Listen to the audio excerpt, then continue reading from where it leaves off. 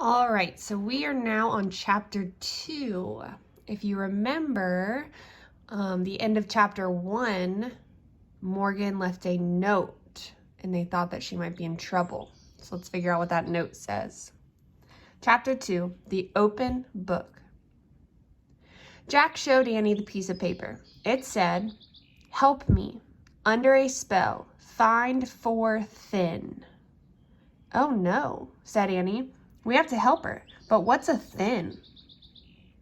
"Maybe she was trying to write things," said Jack. "See how the N sort of runs off the page?"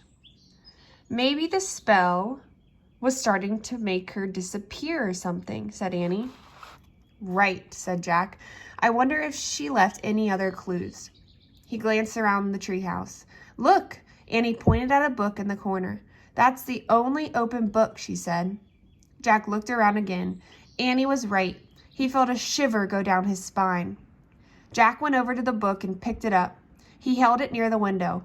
Light from the setting sun was golden on the page. Jack stared at the picture on it. In the picture were trees with white flowers. The trees were on the side of a mountain near a wide, rushing stream. 2 people were also in the picture. They wore dark clothes. They had black scarves over their faces and long swords strapped to their backs. "Oh man," whispered Jack. "Who are they?" Annie asked. "Ninjas, I think," said Jack. "Ninjas, really?"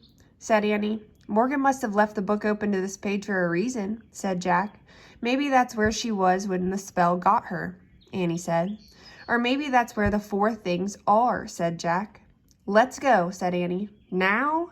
said Jack. "Yes, Morgan's in trouble. She needs us now," said Annie.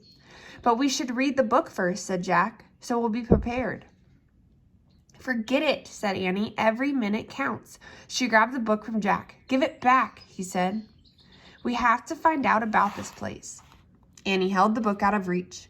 "We'll find out when we get there," she said. "We don't even know where there is," Jack said. But Annie pointed at the picture. "I wish we could go here," she said. The leaves of the oak tree began to shake.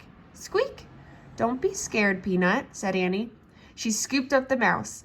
Then she put it in the pouch of her sweatshirt. The wind began to blow. It blew harder and harder. The treehouse started to spin faster and faster. Jack squeezed his eyes shut. Then everything was still.